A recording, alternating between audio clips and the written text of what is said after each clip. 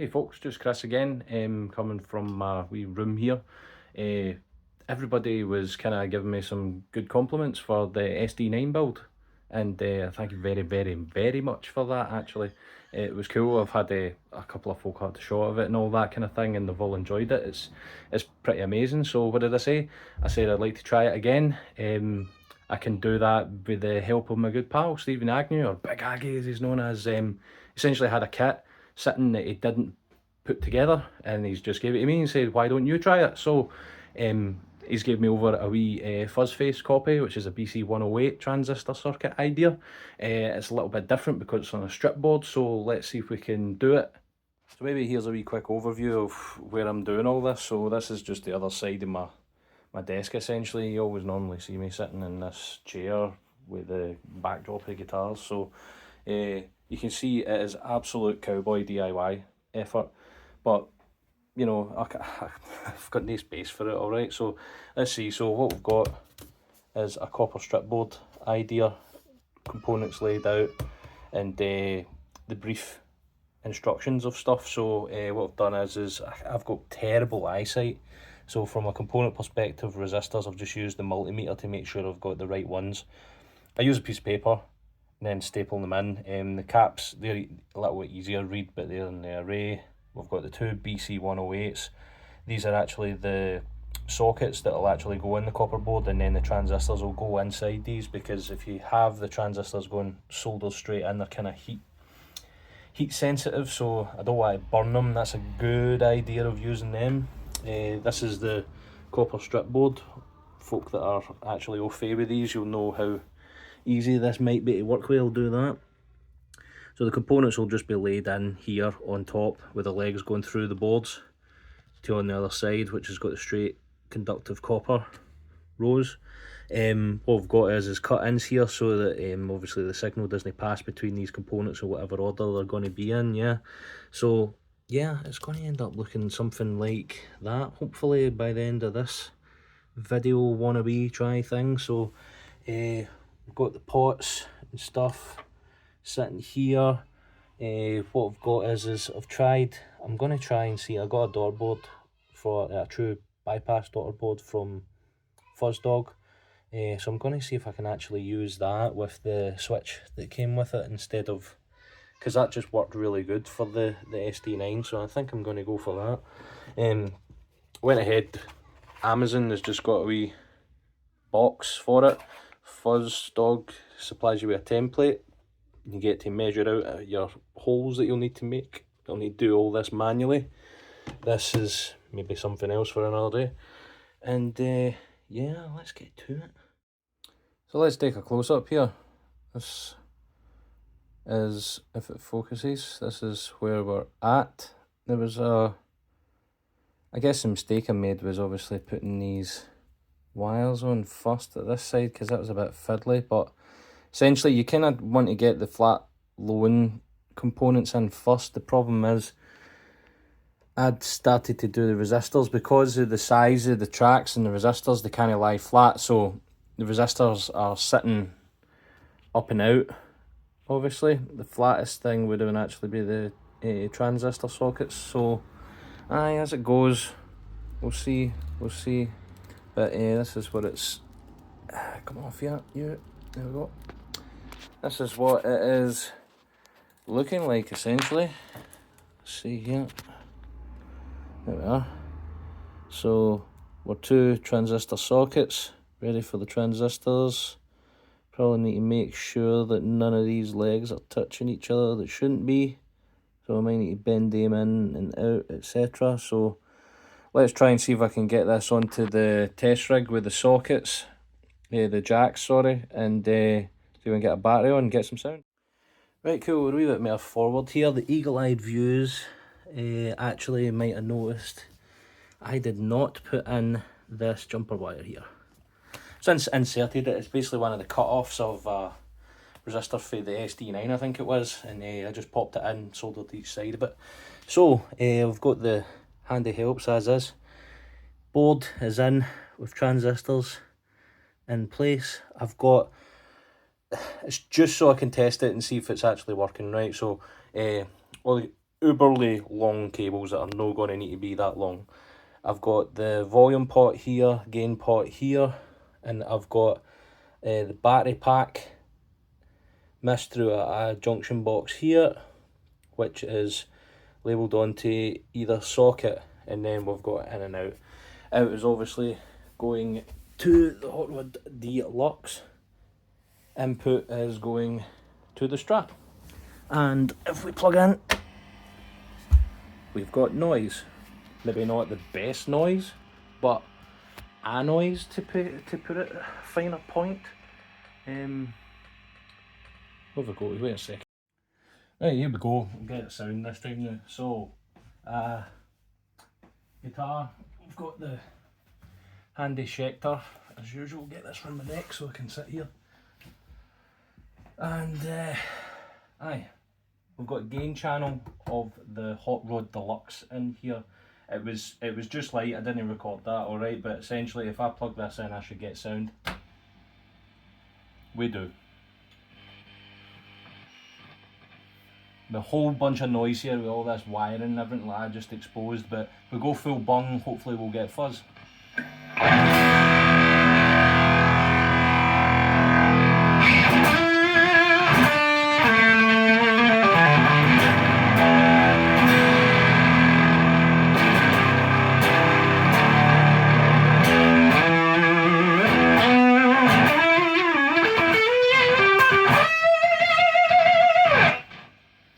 That's cool.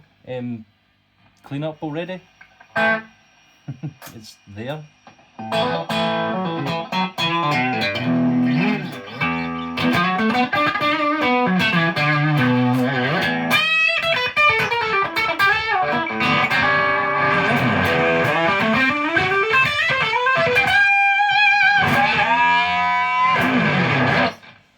Cool. Cheap. But I can imagine it would be quite worse trying to do that with metal. Especially if we don't have the right size drill bits for the holes. I can no even, but that's the way it goes. Right, here we go. So we'll do a quick demo. Got the Strat. It's tuned to E flat if this looks like I'm playing something different here. Into the Flynn Sound Toys as usual. Reverb. The gained a wee bit, so it's right there.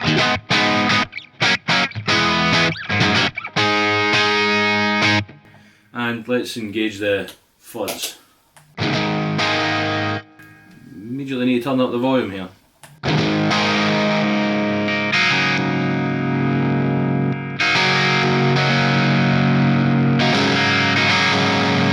Guess that's unity there, I guess. We've got noise.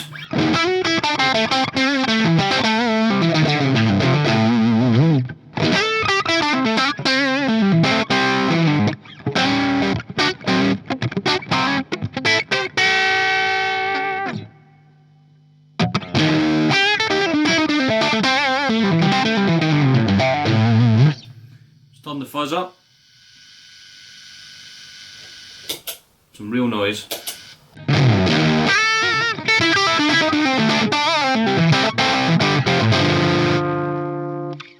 Clean up.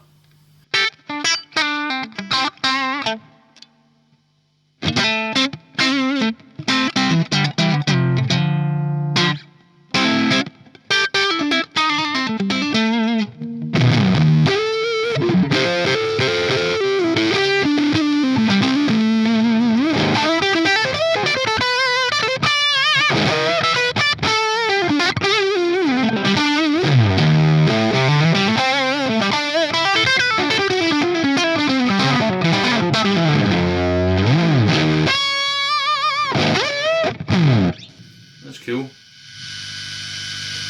That's some noise way up the top there with the fuzz.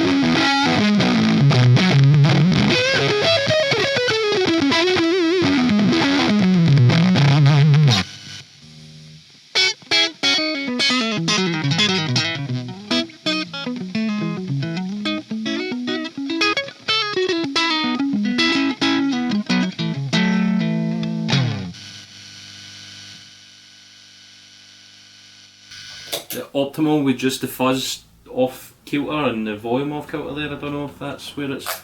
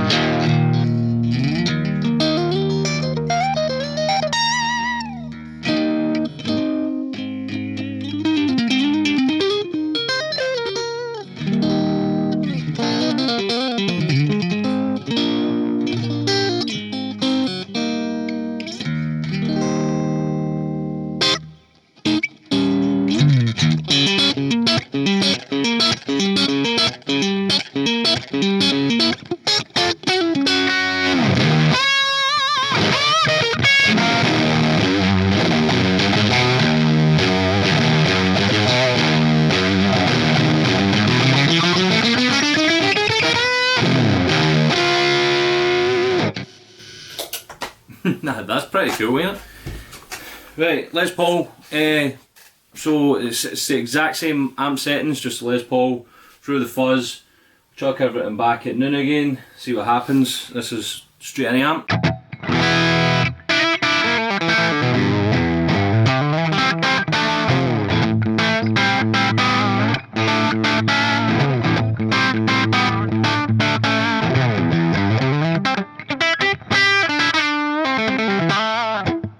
Engage fuzz. And there goes the volume, so we need to pick that back up.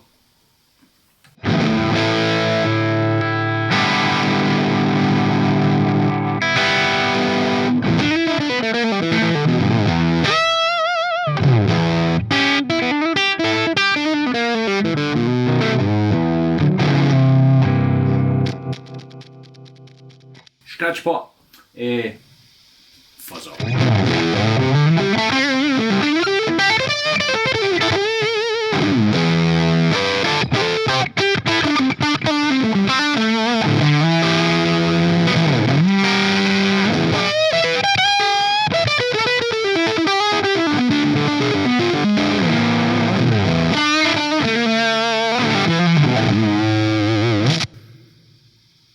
See if there's cleanup.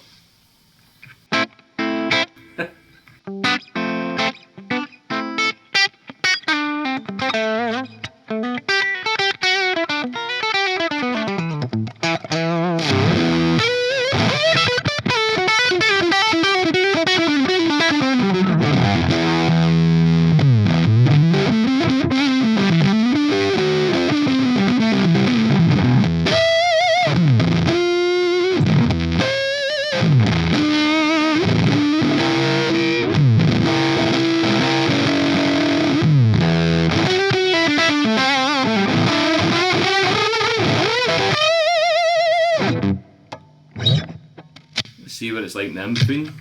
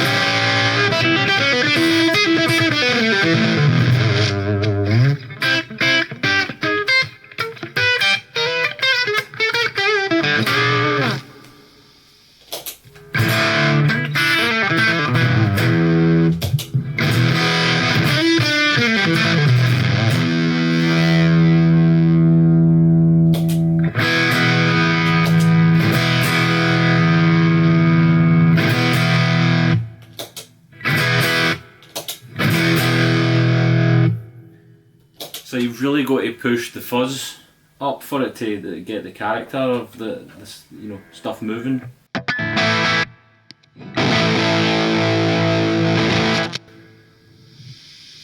Go all the way. It's kind of got that noisy thing.